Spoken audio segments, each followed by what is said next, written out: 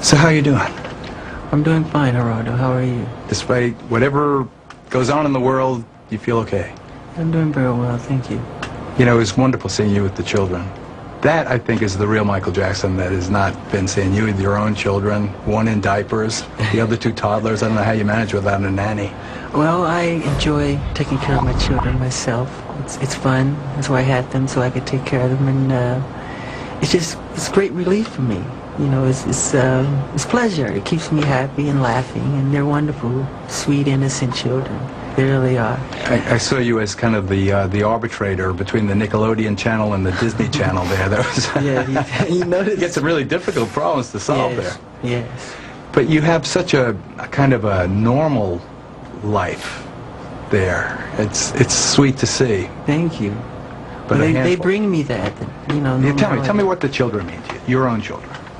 They mean, it's hard to put it in words because they mean everything. The way you would explain how your children make you feel. I mean, they're the world for me. I mean, I wake up and I'm ready for the day because of them. I give them breakfast, I change diapers. If they want to read, we do a lot of reading. We play hide and seek, we play blindfold, and have a wonderful time with them. And you can create a world that at least begins to seem normal. I mean, they don't know any other world, obviously, but I do my best, for sure. so that is obviously a priority to you. Yes, of course. I want to be the best father in the world, of course. Do they know who you are or what you mean to people? Yes, they do. They've been on tours with me and in limousines and among a sea of fans. And Do they like it? they find it exciting. They do. They want to get on stage. They bug me to go on stage with me. So pretty soon I'm going to take them on with me. Let the world see them for the first time. They don't say, Daddy, I want to go home and watch Nickelodeon? Probably. They do that too? Yes.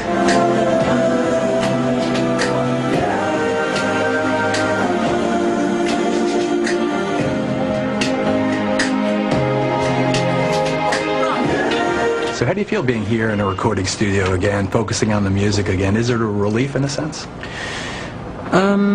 It's a great relief because it's what I do, and it makes me feel like I'm totally at home. I'm into my own.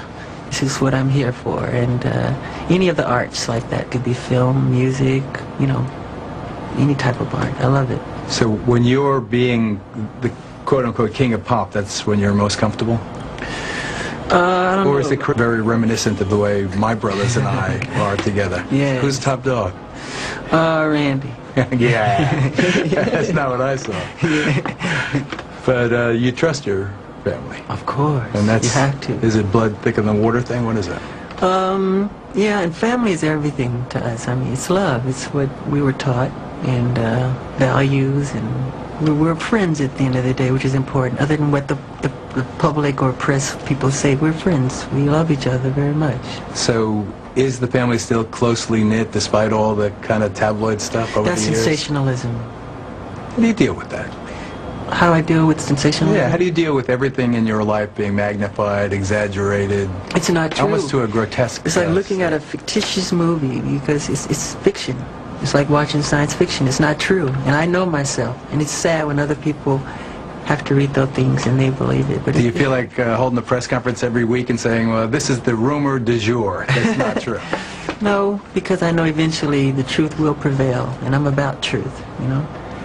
I've researched it, and I can't find anyone who's been more frivolously sued than you for the most outrageous reasons.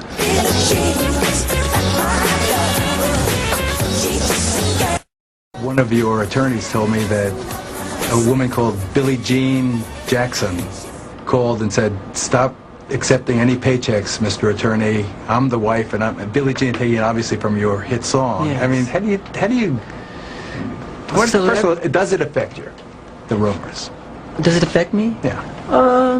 Yes, but I become immune in a way too. I'm very strong. I have rhinoceros skin, and but at the same time I'm human, you know. So anything can hurt like that, you know. But I'm very strong, and I just don't like people hearing about such false information. For instance, did you father quadruplets last year? There was a crazy rumor that... Then they became twins, I know. I don't know what happened to the other two. Maybe they were abducted by aliens. Yeah, I heard about that story. No, I don't have any twins. And they said I'm hiding them or something. No, it's another made-up rumor. So it's completely false. Yeah, I think the bigger the star, the bigger the target. I'm not trying to say I'm the super-duper star. I'm not saying that. I'm saying, you know, the fact that people come at celebrity. We're targets. And...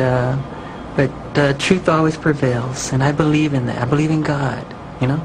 Does that faith sustain you? Of course it does. How about friendship? What about friendship? Do you rely on friends? Have people stayed with you through thick and thin? Who are your best friends? My children and my family, my brothers and my sisters, and yeah, most people have. Most people have. Do you want to mention the names of the True Blue? The faithful, you would know them, so it's... Elizabeth Taylor?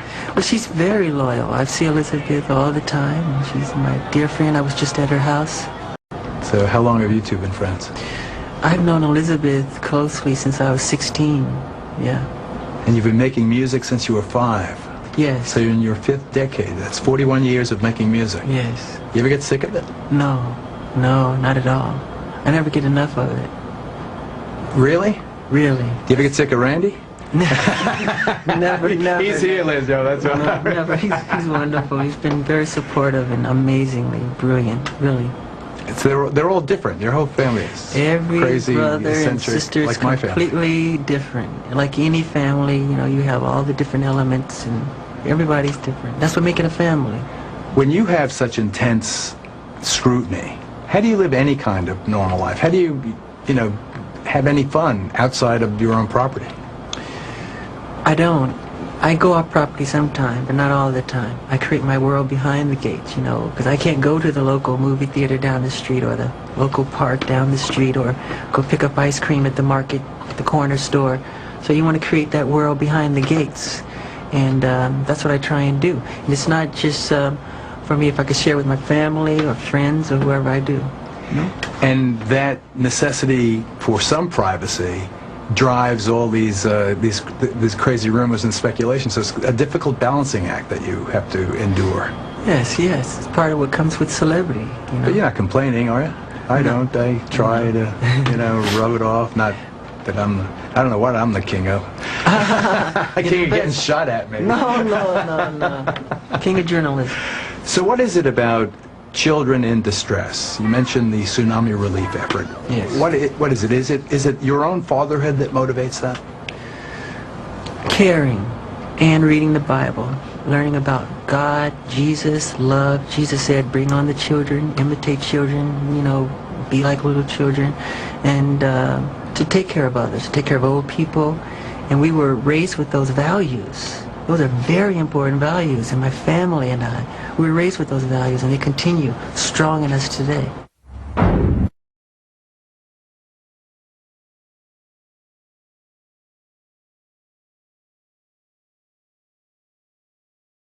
And some of the others, but we haven't seen you on the big screen in a It's while. because I'll be directing myself. I love directing. I love creativity. And I think when an artist steps forward with a production of some type, if he can express himself the way he sees it should be done, I mean, I feel it and I see it. I'm visionary. So if I can give that, I do. And that's what I love to do with music, with film, with dance, I love the arts. And do you think art has a role in real life? And I'm specifically referring to this record and tsunami relief. Yes. You're doing this song for tsunami relief. Tell us the moment you recognized that this disaster was so extraordinary. I saw it the day after, I think it was, after Christmas. And as the numbers kept building and escalating, it just became phenomenal. And not even I could believe that it was true. I was amazed. I said, I felt I should do something. That's what God gave us talent for, to give and to help people and to give back. And so my brothers and I decided to put a song together. Would you pick up the phone and say, hey bros, Yeah, let's get Randy together and myself, yeah. We say, hey, we want to do something in the studio for the tsunami victims, and let's get together. And they'll say, great, let's do it, you know. And organizing. However you're back, I think people will appreciate the fact that you're back. Wouldn't you kind of exult in a world where you could concentrate on your art and your kids? And I would love it. I mean, that's what drives me, is the medium, the art. I love it. And that's the world I'm most comfortable in.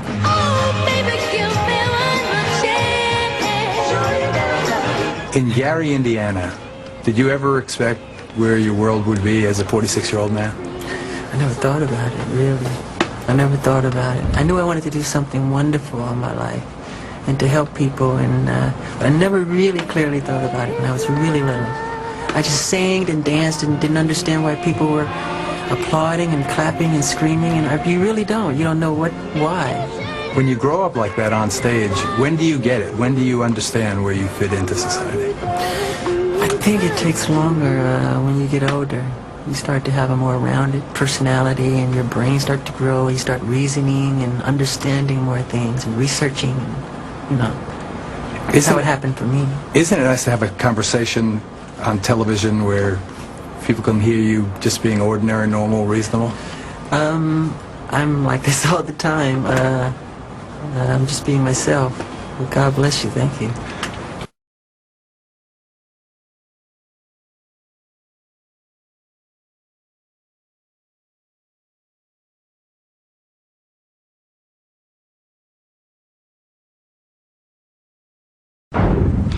You can visit Neverland anytime you like.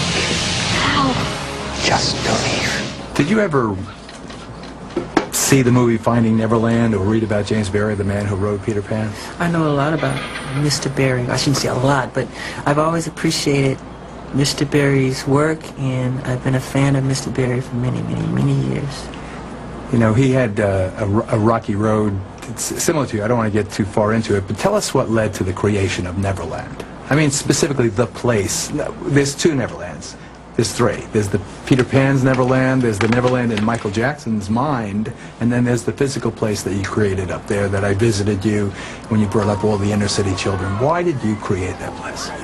I created Neverland as a home for myself and my children, and it was created simply. It was almost it was done subconsciously. Like I said earlier, where can I go? I mean, it's hard. I've tried to go as myself, and I've had policemen actually tell me, put on a disguise and give me an autograph from my wife, whatever. But they tell me, why are you out here like this with no security? So, and there's like fans everywhere, so I can't do it. I do it sometime, but it's very difficult. But you owned Neverland before you had the kids. Was it for you, or the exotic animals? Were they for Michael Jackson, the child? Oh, for me. Yeah. And for sharing with others. Spirit. For me, and sharing with others, because it gave me a chance to do the things I never got to do when I was little. We couldn't go to the movie theaters. We couldn't go to Disneyland. We couldn't do all those fun things. We were on tour. We were working hard, you know, and we enjoyed it. We did enjoy it, but this allowed me to have a place behind the gates with the entire world. Everything that I love is there, you know. You create, like Barrie, this imaginary or imaginative world. Do you ever outgrow something like that, Michael? Do you ever, you know, think, oh, this is silly to have the llamas and the little choo-choo train and the ride? It's calling God silly if you do that. Tell me. Because God made all things great and small. So that would be wrong. When other men have their Ferraris, or they have their little, if it's an airplane or a helicopter or whatever they find, wherever they find their bliss. And my bliss is in giving and sharing and having simple, innocent fun. Your homes, I mean, for all the grandeur of Neverland, your home is quite modest. And your personal style, I don't see any bling, for instance. There you go. How come? How come you have a big diamond thing that says Michael? Because I'm modest in that way. And if I had it on, I would probably give it away from the first kid who would walk up to me and say, wow, I like your necklace here.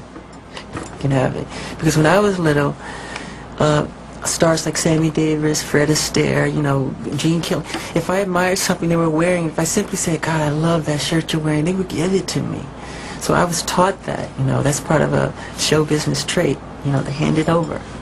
Despite the glare of the media attention, and even the day that I was there and you invited the inner city kids there, what's it like to have the kids there? Why do you do that? I wanted to ask you that question that day, but I pose it to you now. Why? Why do you, when you see those kids, tell me what's going on.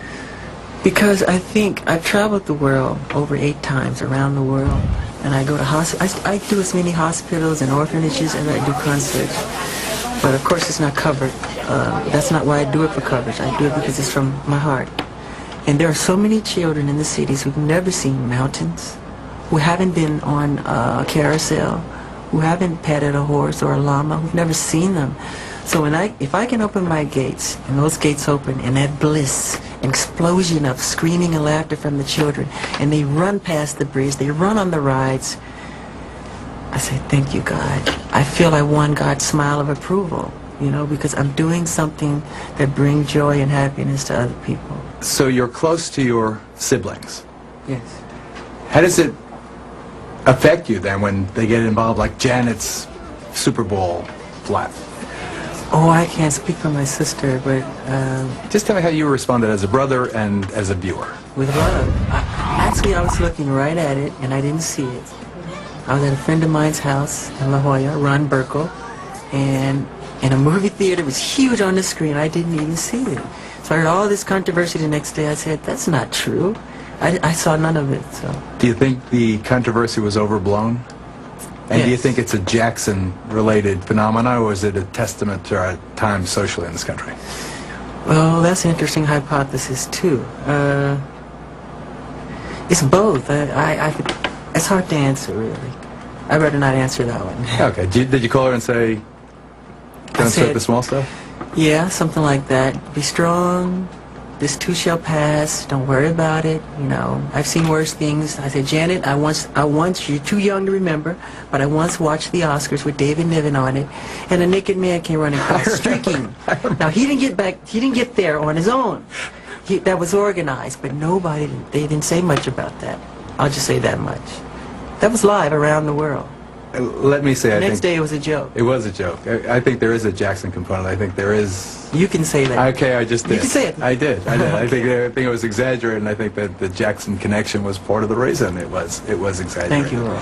So as you go forward in this record, what are we going to expect? I mean, they're going to hear this on the radio, and then people are going to send in their money, and it's going to go to these kids in the Indian Ocean region? I would like that very much. Very much. Now tell me how that act of largesse, that compassion, will make you feel. How do sometimes I think I feel better giving than receiving. I think it really is true. It is true. In my life. Of But course it's explain true. the mechanics of that in your own life. It's just the idea. I don't know if it's the psychology of it or what. I just love working hard on something, putting it together, sweating over it, and then sharing it with people and having them love it. And I always pray that they like it. And that's what gives me great satisfaction as an artist. Does it frustrate you professionally or personally when people say that this Jackson project flopped or that happened? Your #1 compilation, for instance, 7.5 million copies. Now I think that's quadruple platinum or whatever it is that you label it, and yet the characterization by some in the music business at least is that you're not, you're not, that it wasn't a hit. How do you feel about that?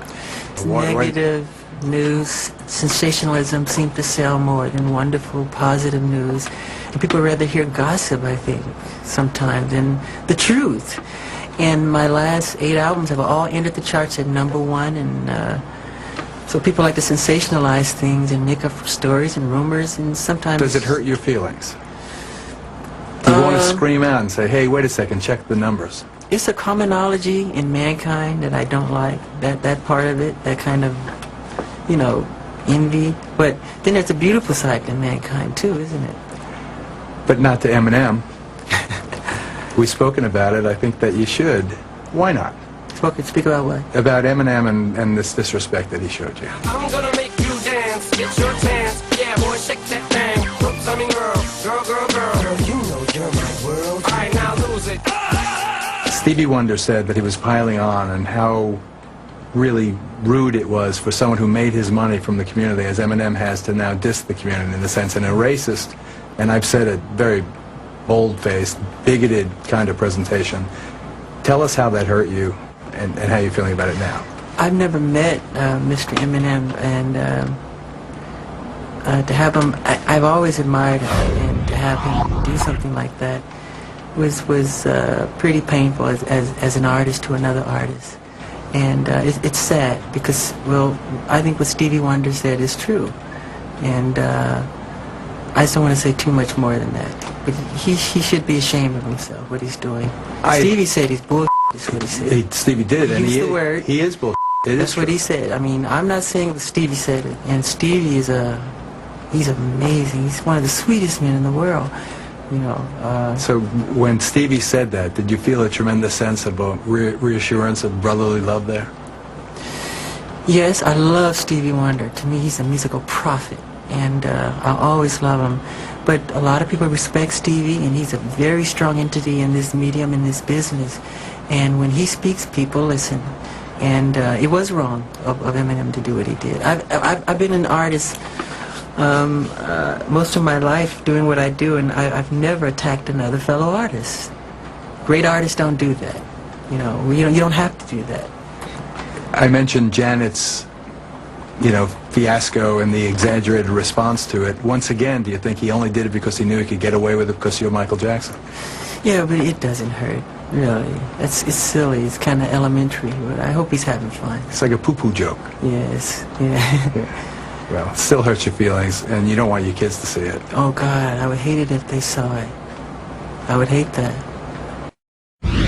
Finally, we studiously avoided the case. We've not talked at all about the case that's pending. You're under this gag order. I know that you have received the permission from the judge to read a statement. Yes. I hate to end an interview that way, but if you'd like to read that statement now, I think it's important. Sure. In the last 2 weeks, a large amount of ugly, malicious information has been released into the media about me. Apparently, this information was leaked through transcripts in a grand jury proceeding where neither my lawyers nor I ever appeared. The information is disgusting and false. Years ago, I allowed a family to visit and spend time at Neverland. Neverland is my home. I allowed this family into my home because they told me their son was ill with cancer and needed my help. Through the years, I helped thousands of children who were ill or in distress. These events have caused a nightmare for my family, my children, and me. I never intend to place myself in so vulnerable a position ever again. I love my community, and I have great faith in our justice system. Please keep an open mind and let me have my day in court. I deserve a fair trial like every other American citizen. I will be acquitted and vindicated when the truth is told. Anything else you'd like to say? No. Yes, there's something. I would love to have the public's prayers for my children and myself. Okay, buddy, you got it. All right. Thanks. Thank you. Okay.